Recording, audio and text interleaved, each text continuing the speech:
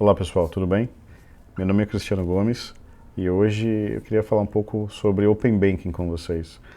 Mais especificamente sobre a fase 1 do Open Banking, né? Entrou em vigor em 1º de fevereiro de 2021, esse ano. E ela tem basicamente dois componentes ali, né? Ou duas APIs. Uma API de canais de atendimento, tanto canais físicos quanto canais digitais, e uma segunda API sobre produtos e serviços, né? Quais são os produtos e serviços disponíveis em cada instituição, né? E dentro desse conjunto de informações, talvez o componente mais valioso de informação seja justamente o valor das taxas e tarifas praticadas por cada instituição para cada um dos seus produtos, né? Então, a convenção chegou ao entendimento de que essa informação deveria ser quebrada em quartis, e não, assim, não é exatamente um quartil ipsis literis, né, como prega a teoria, e é um tema que acabou gerando muita dúvida e poucas pessoas entendem com clareza como funciona esse cálculo de quartis, né? Algumas pessoas até chegam a dizer, já ouvi isso de algumas pessoas, que a fase 1 não tem muito valor, as informações que foram compartilhadas talvez não sejam tão importantes, e eu penso diferente. Acredito que tem sim muito valor. Já na fase 1 é possível ter um entendimento da política de preços das organizações com relação aos principais produtos praticados no mercado, né? Acho que a forma como esse cálculo de quartis é feita ajuda a ter uma visão muito bacana sobre essas informações. Talvez não seja a forma mais fácil para comparar as organizações, mas ajuda sim a ter um entendimento de como cada uma das organizações vem praticando essas taxas e tarifas, né? Ou seja, a política de preço de cada uma dessas organizações.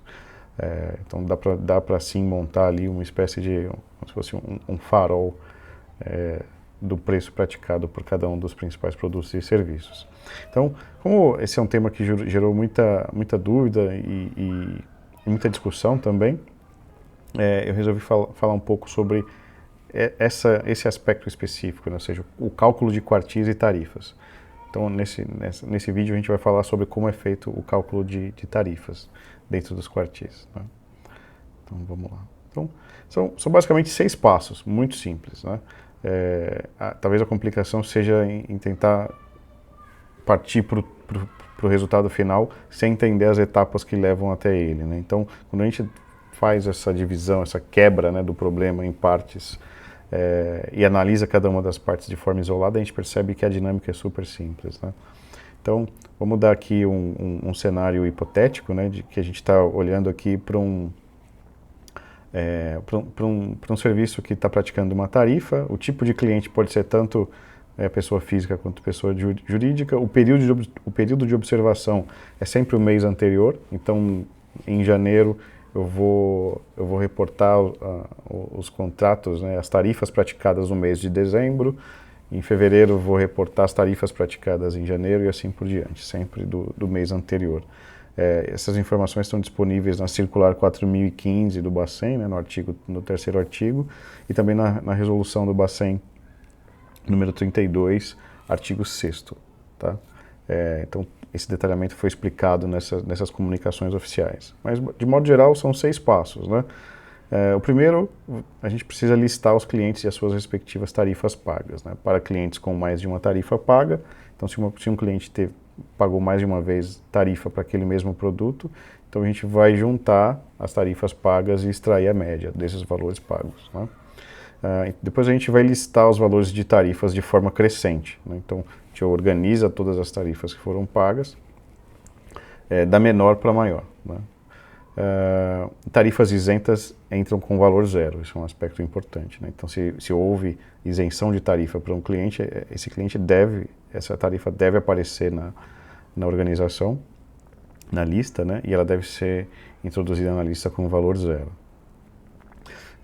A gente vai selecionar o menor valor, né, ou seja, o primeiro valor da lista e o valor máximo, são valores importantes para que a gente vai comunicar isso, né, dentro da nossa API do Open Banking, é uma informação que a gente vai comunicar e que a gente também vai utilizar dentro do cálculo dos quartis, né? Não são exatamente quartis, mas a gente vai ver como eles vão estar distribuídos. A gente vai calcular o intervalo dos quartis, né, ou seja, qual é a dimensão dos quartis. Basicamente, o intervalo é calculado sendo a diferença, né, do maior valor pelo menor valor dividido por 4. No quinto passo, a gente vai calcular a mediana dos valores em cada quartil. Isso é um ponto importante, é a mediana que a gente vai calcular. Ele é mais significativo do que a média, né? Então, já mostra aqui que, de fato, existe um valor importante na comunicação, nesse valor que vai ser comunicado. E a gente vai calcular também qual o percentual de clientes em cada quartil. Ou seja, eu tenho uma distribuição de tarifas, mas onde é que está, né, a maior parte dos clientes pagando cada um desses quartis, né, a mediana de cada um desses quartis. Então a gente vai entender, olhando essa distribuição, né, tudo bem, tem tarifa 0 até a máxima tarifa, mas quantos clientes de fato estão pagando a tarifa 0 ou estão próximos dessa tarifa, e quantos clientes estão de fato mais próximos, talvez, dessa tarifa mais alta, né? Então já dá para a gente entender um pouco melhor como essa distribuição está sendo feita. Então eu trouxe aqui um exemplo, mais para deixar mais didática aqui a nossa conversa, né? Então trouxe aqui um exemplo com o tipo de serviço, a anuidade do cartão, o tipo de cliente, a pessoa física, e o período de dezembro de 2020. Trouxe aqui 16 entradas, né? São 15 clientes. O Fábio aqui aparece 2 vezes. Então são 15 clientes com 16 tarifas que entraram ali na lista. Então o primeiro passo, como a gente comentou, a gente vai basicamente listar os clientes e suas respectivas tarifas, e caso exista um cliente com mais de uma tarifa, a gente vai calcular a média desse cliente. Então a gente listou aqui, e o Fábio aparece 2 vezes, com R$ 75,00 numa tarifa e 40 na segunda. A gente calculou aqui uma média simples para esses valores, e chegou ao valor de R$ 57,50. Então são esses valores que nós vamos levar para a parte 2, para a fase 2, que é basicamente listar esses valores de forma crescente, né? Então, fazendo essa organização crescente, a gente chega nessa lista aqui com 15 itens, né? Então o Fábio apareceu 2 vezes, a gente calculou a média para ele. Então das 16 entradas a gente sai com 15 itens aqui, já organizados de forma crescente. Terceiro passo, a gente vai pegar o menor valor e o maior valor, então R$ 0,00 e R$ 90,00 aqui na nossa distribuição. Para o quarto passo, a gente vai calcular o intervalo dos quartis, né? Então a gente vai pegar 90 menos 0, que é 90, dividido por 4, vamos chegar a R$ 22,50. Então o primeiro quartil vai de R$ 0,00 até R$ 22,50. O segundo quartil vai de R$ 22,51 até R$ 45,00, né? Ou seja, duas vezes R$ 22,50. O terceiro quartil vai de R$ 45,01 até R$ 67,50, ou seja, eu vou adicionando R$ 22,50. E de R$ 67,50 em diante é o meu último quartil, né? Então você percebe que a distribuição, os quartis não são iguais, né? As dimensões, os 3 primeiros são iguais, o quarto quartil pode não ser, né? Então a proporção desse quartil pode ser, do último quartil pode ser diferente. Então é um aspecto importante para observar aqui. Então a gente calcula o intervalo, então o primeiro intervalo está dentro do menor valor até esse intervalo. Depois eu vou adicionar mais uma vez o valor do intervalo para representar o meu segundo quartil. Nesse segundo eu adiciono de novo, é o meu terceiro, e desse terceiro em diante é o meu quarto quartil, tá? Como quinto passo, a gente vai calcular a mediana dos valores em cada quartil. Então, olhando aqui como ficou os valores dentro de cada quartil, o primeiro quartil tem R$ 0 e R$ 21,00, né? São essas 2 tarifas. Então eu calculei a mediana daqui, R$ 10,50. No meu segundo quartil fiquei com R$ 35,00, 38, 40 e 45. Vou calcular a mediana desses valores, vai me dar 39. No terceiro quartil, R$ 55,00, 55 e 57,50 e R$ 60,00. Vou chegar na mediana de 57,50. E os últimos valores, 70, 75, 80, 82, 85 e 90, representam o nosso quarto quartil e vai me dar uma mediana de R$ 81,00. E aí a gente vai para a sexta e última parte do nosso cálculo, né, que é calcular o percentual de clientes em cada quartil, né, ou seja, quantos clientes eu tenho dentro de cada quartil. No primeiro quartil eu tenho 2 clientes, do conjunto completo, né, de 15 clientes, isso vai me dar cerca de 13%, né, então 2 clientes dos 15 fazem parte do primeiro quartil, 4 clientes dos 15 clientes fazem parte do segundo quartil, vai me dar ali um pouco, cerca de 27%.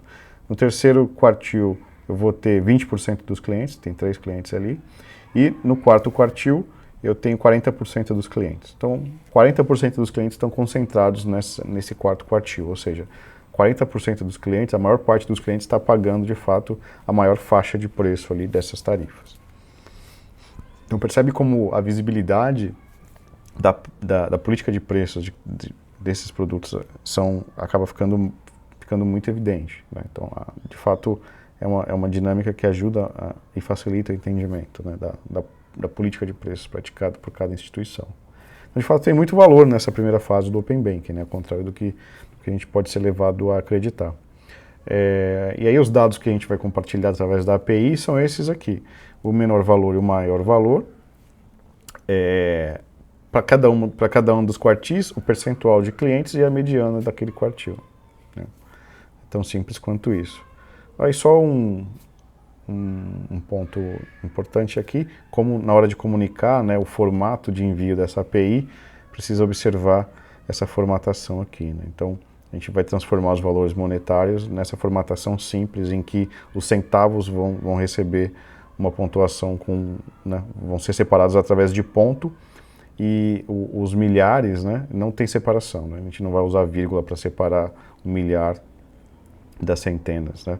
Então esse é um aspecto importante aqui na hora de comunicar também, né? Talvez mais um detalhe aqui, mas acho que é uma informação que vale compartilhar para as pessoas que estão trabalhando, eventualmente estão trabalhando na construção, né, dessas APIs de Open Banking. A gente sabe que para algumas organizações a primeira fase já era obrigatória, mas basicamente são segmentos S1 e S2, são as grandes organizações, são as grandes instituições financeiras.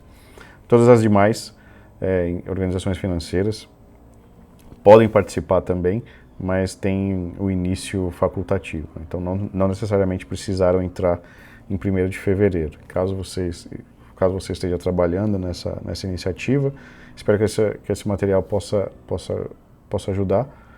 Compartilhe com seus colegas e é isso. Obrigado. Tchau, tchau.